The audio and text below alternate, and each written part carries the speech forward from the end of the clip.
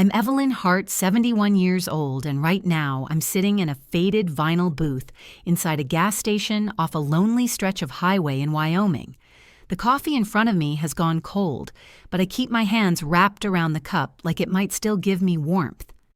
3 days ago, my son Daniel pulled out of this very parking lot, his wife Lila beside him. My 2 grandchildren in the back seat, and left me standing by the vending machines with nothing but my purse.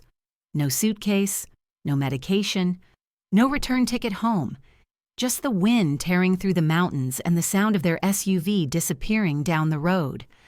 Out the smeared window, I can see the same ridgeline I stared at that day, the snow-dusted peaks looking almost indifferent to what had happened. A young man in a grease-stained jacket moves between the pumps, glancing inside every so often like he's checking on me. His name's Jake.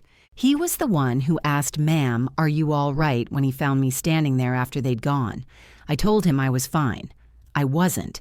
I told him I'd figure something out. I hadn't. Not then. This morning, while waiting for Jake to finish his shift so I could use the landline again, I scrolled through my phone and saw a post online. Another elderly woman abandoned at a rest stop by her family. The comments below were full of outrage. How could anyone do this to their own mother?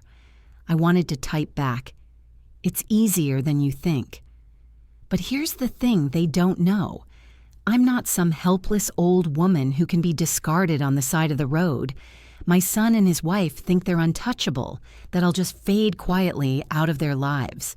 What they've forgotten is that the deed to the house they've been living in, the house they've remodeled and bragged about online, still sits in my name. And when you hold the deed, you hold the power. I look out at the pumps again, watch the winter sun slipping lower over the mountains, and I make myself a promise before I leave Wyoming. Daniel and Lila will know exactly what it feels like to be left with nothing. 6 months before that cold afternoon in Wyoming, my phone rang just as I was setting out the cards for bridge night. Daniel's name flashed on the screen. I hadn't heard that quiver in his voice since he was a boy with a fever. "Mom, we're in trouble," he said. I pushed the cards aside and sank into my armchair. "What kind of trouble? It's Lila," he said. "She lost her job last month, and between the mortgage and the kids' school fees, we're drowning. If we miss another payment, we could lose the house." I pictured Sophie's freckled smile, Caleb's restless energy on the soccer field. The idea of them being uprooted again made my chest ache. My life in Flagstaff was comfortable book club on Tuesdays, coffee with friends, my own small apartment paid for, but the thought of my grandchildren packing boxes and saying goodbye to their rooms was unbearable. "How much do you need?" I asked, already running the numbers in my head. He hesitated. $85,000 would catch us up and give us some breathing room. His voice cracked, and I could hear him swallow. "Mom, I hate asking you, but there's no one else." The truth is, I'd been careful with money since my husband Tom passed. His life insurance sat untouched in a high-yield account, my emergency cushion. I'd always told myself it was for something serious. This felt serious. "I can do it," I said, "but we'll do it the right way." The next morning, I called my attorney, had her draw up a formal loan agreement with a 2-year repayment schedule, and placed a lien on the Boulder house until it was paid back. When I explained it to Daniel, his surprise flickered just long enough for me to notice before he said, "Of course, Mom, whatever you need." By the end of the week, the money was in his account. He promised it would be temporary. He promised they'd make me proud. At the time, I believed him. I didn't know that promise was the first crack in the floor beneath my feet. At first, Daniel kept his promises. Every Sunday evening, like clockwork, my phone would light up with his call. He'd tell me about Lila's job search, Sophie's art projects, Caleb's soccer games. Sometimes they'd put the kids on speaker, their voices bright and full of stories about school and friends. Those calls made the empty apartment in Flagstaff feel a little less quiet. But by the 3rd month, the pattern began to slip. One Sunday passed without a call. Then another came late rushed, as if he were fitting me in between errands. Lila no longer joined the conversations, though she'd always been chatty with me before. When I asked after her, Daniel would say she was out with the kids or resting. In April, I suggested flying up for Sophie's 10th birthday. There was a pause on the line before he said, "Actually, Mom Lila's parents are coming that weekend. The house will be full." I told myself it was reasonable. But when I offered to visit in May for Caleb's soccer tournament, he said they were swamped, and maybe I should wait until things calmed down. The excuses started to pile up, each one neat and plausible on its own. Together, they felt like a wall going up brick by brick. One afternoon I called, and Sophie answered by accident. "Grandma, I miss you." "When are you coming?" "Daddy says you're too busy, but I want to show you my new room." We painted it purple. Before I could answer, I heard Daniel's voice in the background. "Sophie, give me the phone." He came on, slightly breathless. "Sorry, Mom," she grabbed my phone while I was in the shower. "Daniel," I said slowly. "Sophie thinks I've been too busy to visit. Is that what you've been telling her?" There was a pause long enough to hear him exhale. "Kids, they mix things up. Listen, I'm late for a meeting. Can I call you later?" He didn't. And for the first time, I felt a chill in my chest that had nothing to do with the weather in Flagstaff. 2 weeks later, I booked a flight to Denver without telling Daniel. If I wasn't welcome for an extended stay, maybe I could at least surprise them with a quick visit. I rented a car at the airport and drove north toward Boulder, rehearsing in my mind the look on Sophie's face when she saw me at the door. The spring air was crisp, the mountains still wearing streaks of snow. I told myself Daniel was just trying to spare me the sight of them struggling. Maybe Lila was embarrassed about their finances. Maybe all the distance was just bad timing. Those thoughts dissolved the moment I pulled into their driveway. The front lawn looked like it had been lifted from a landscaping magazine, perfect stripes in the grass beds of tulips along the walk. Parked beside Daniel's truck was a new silver Lexus, its paint catching the sun. Through the wide front window, I glimpsed a gleaming flat screen and furniture I'd never seen before. I rang the doorbell. Inside, a woman's voice called, "Dan, can you get that?" My hands are full with these centerpieces. Centerpieces. Daniel opened the door and froze. "Mom, what are you doing here?" "Surprising my son and grandchildren," I said, forcing a smile. "May I come in?" He stepped aside reluctantly. Lila was in the kitchen arranging flowers in a vase that looked like cut crystal. She turned her smile tight. "Evelyn, what a surprise. We didn't know you were coming. I wanted to see the kids. It's been too long." "They're both at birthday parties," Daniel said quickly. Same day, I raised an eyebrow. "Different friends," Lila added, wiping her hands on a linen towel. I settled into a plush armchair, determined to wait. Daniel and Lila exchanged a look, quick worried. After a few minutes, Daniel said, "We've got friends coming for dinner tonight, Mom. It's been planned for weeks." I nodded slowly, taking in the immaculate room, the scent of fresh lilies, the absence of any sign of children. It was clear I wasn't part of their plans tonight or any other night. I spent the night in a modest hotel off the interstate, the kind with thin walls and a breakfast buffet that smelled faintly of burnt toast. Lying in the dark, I replayed every moment from the afternoon, the way Daniel's smile never reached his eyes, the way Lila kept her hands busy as if arranging flowers could keep me from asking questions. By morning, my doubts had hardened into something sharper. I decided to stay in town a few extra days. If they were back on their feet, that was good news, but I wanted to know the truth about where my money had gone. It didn't take long to find cracks in their story. A quick search of public employment records showed Lila had been working at a marketing firm for the past 5 months, her salary higher than the job she'd supposedly lost. I checked the county's property records next. No sign of late payments on the mortgage. The Lexus had been purchased 2 months ago, its down payment almost exactly matching the amount I'd wired them after Daniel's plea for help. On Sunday afternoon, I drove by their street again. From the end of the block, I could see Sophie and Caleb in the front yard tossing a foam football back and forth. The sight hit me like a stone in the chest. 2 days earlier, they'd supposedly been at separate birthday parties all afternoon. I sat there for a long moment watching Sophie's hair catch the light as she ran Caleb laughing as he pretended to miss the catch. My hands tightened on the steering wheel. This wasn't just distance or busy schedules. This was deceit. Back at the hotel, I stared at my phone, debating whether to call Daniel and demand an explanation. But the memory of Sophie's voice, "Daddy says, you're too busy," kept me from dialing. If he was willing to lie to his own children about me, then a phone call wouldn't get me the truth. I needed to change my approach. 2 weeks later, Daniel called. His tone was lighter than it had been in months, almost as if nothing had happened. "Mom, Lila, and I have been talking," he began. "We think it would be great if you moved in with us for a while." I pressed the phone closer to my ear. "Moved in? Yeah. You're alone down there in Flagstaff paying all that rent. You could save money, be closer to the kids. They'd love having you around." For a moment, I almost let myself imagine it. Morning pancakes with Sophie helping Caleb with homework, hearing their footsteps in the hallway. Then he kept talking. You could help out with their schedules, maybe some light housework. Lila's swamped with her new job, and it'd be great to have an extra set of hands. The image shifted me, folding their laundry, cleaning their kitchen, cooking their dinners while they worked and played. "What about the loan?" I asked. There was a pause. "Well, if you're living with us and not paying rent somewhere else, you wouldn't need us to pay you back so quickly. You'd be saving a ton of money just by being here." The words landed like cold water down my spine.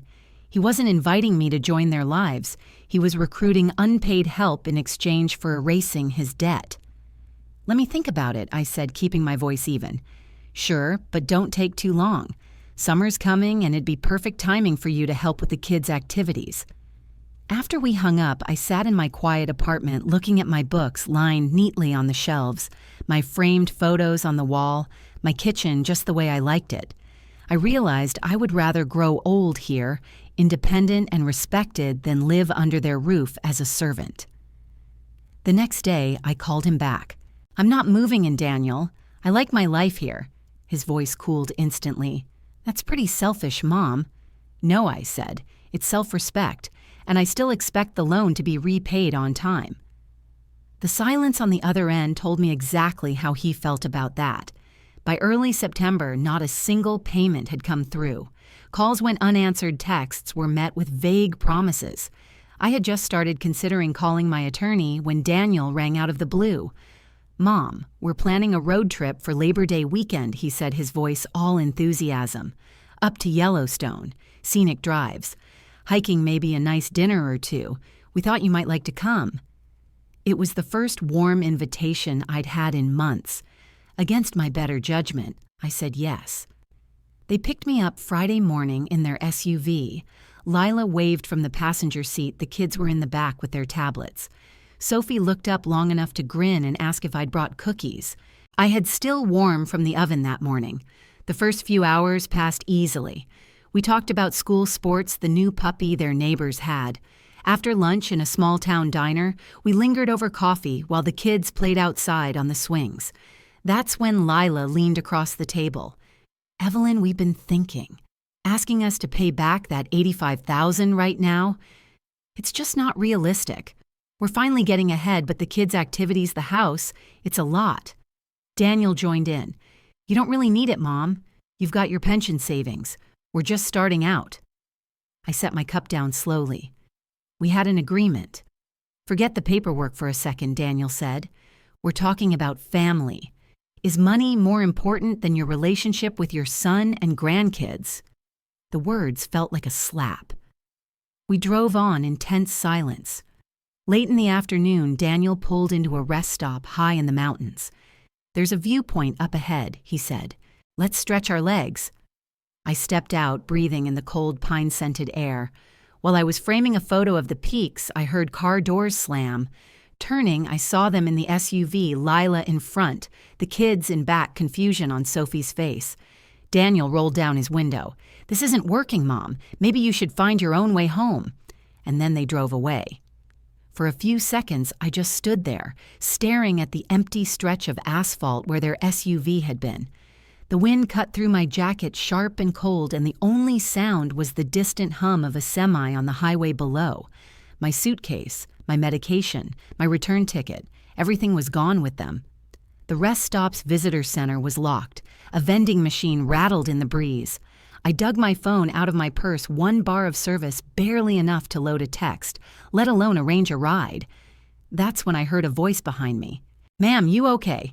I turned to see a young man in a gas station uniform, dark hair falling into his eyes. His name tag read, Jake. "My family left me here," I said. The words sounded foreign even to me. His eyebrows shot up.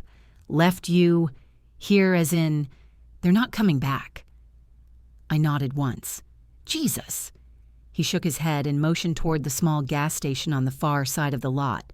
"Come inside, it's warmer there." Jake found me a corner booth by the window, brought over a steaming cup of coffee, and handed me the station's landline. "Use this cell service is spotty out here." The first number I dialed was my younger sister Marianne in Casper. When she picked up, I didn't even get past hello before she said, "Evelyn, what's wrong?" I told her everything from the unpaid loan to the cold drive up the mountain to the moment Daniel rolled down the window and told me to find my own way home. There was a long silence on the line, then Marianne's voice tight and furious. "Text me exactly where you are. I'll be there in 3 hours." While I waited, Jake checked on me every few minutes, even offering me one of the sandwiches from the cooler. Out of habit, I reached into my purse for my wallet and noticed a notification on my phone. 2 charges, one for electronics, one for a fancy steakhouse, had just hit my credit card. Both made within the past hour. I didn't need to guess who'd made them. Marianne's SUV pulled into the lot just as the sky began to turn the pale pink of early evening. She didn't bother shutting her door before she was across the pavement, pulling me into a hug so fierce it nearly knocked the breath out of me. "They left you here," she said, her voice low but shaking with anger. I should have believed my gut about Daniel years ago. "He's still my son," I murmured, though the words felt hollow. "He's a grown man who abandoned his 71-year-old mother on a mountain highway she shot back. Stop making excuses for him." We climbed into her car, the heater blasting against the chill. On the drive toward Casper, I told her about the credit card charges, the Lexus, the perfect lawn in Boulder. Each detail seemed to tighten her grip on the steering wheel. "They're using you, Evelyn, and they think you won't do anything about it." I stared out at the fading mountains, their peaks swallowed by dusk. "I don't even know where to start." "You start by calling your lawyer tomorrow. You have that lien on the house, use it." Back at Marianne's cozy 2-story, she set a mug of tea in front of me and waited while I wrapped my hands around it. The warmth seeped into my fingers, but not far enough to thaw the knot in my chest. "The thing that kills me," I said, "is I really thought this trip was their way of fixing things. I packed cookies for the kids. I wanted to believe Marianne cut in. They planned this. The trip, the talk about the loan, leaving you behind it, was all calculated. They picked a spot remote enough that you'd be stranded, but not so remote they could be charged with something worse. And they made sure the kids saw you standing there so they could spin their story." I met her eyes over the rim of my mug. "They wanted to break me." She leaned back, her mouth set in a thin line. "Then let's show them they picked the wrong woman." The next morning, I sat at Marianne's kitchen table with my phone, scrolling through my contacts until I found the number for Frank Delgado, a private investigator a friend from my bridge club had once recommended. Frank answered on the second ring. His voice was gravelly steady. "Mrs. Hart, what can I do for you? I need to know everything about my son and his wife," I said.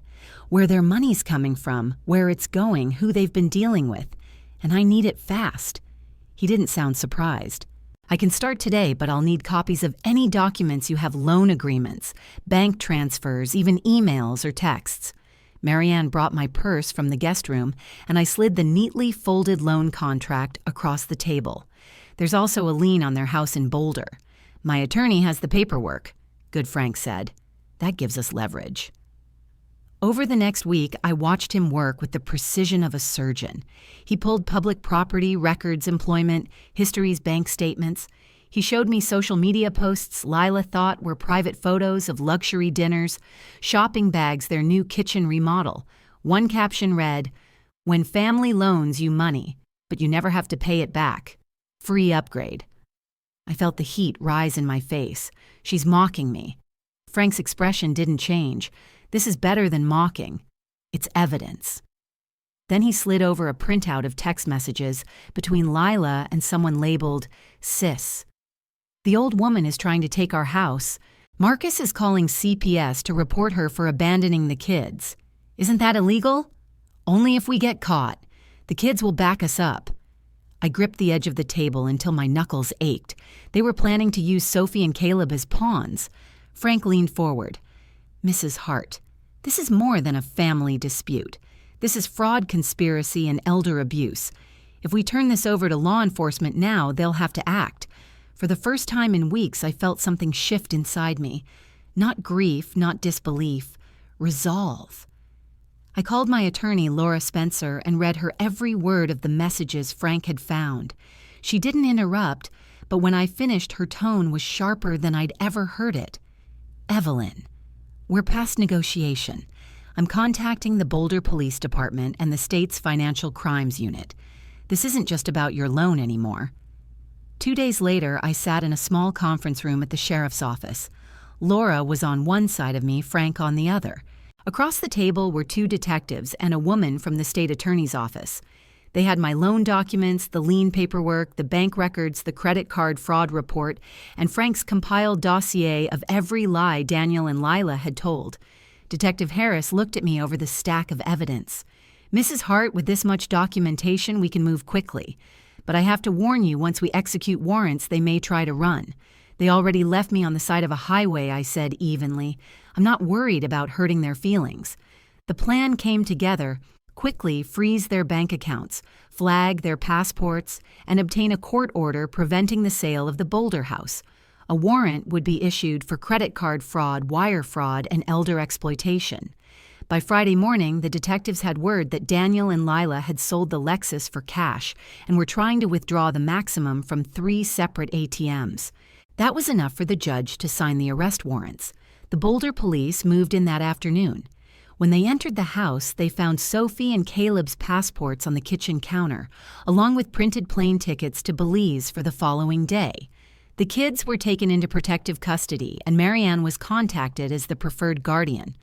When the call came, I stepped out onto Marianne's back porch. The Wyoming wind was sharp, but it felt clean in my lungs. Daniel and Lila were in custody. Sophie and Caleb were safe. For the first time since that afternoon at the mountain rest stop, I let myself breathe all the way in.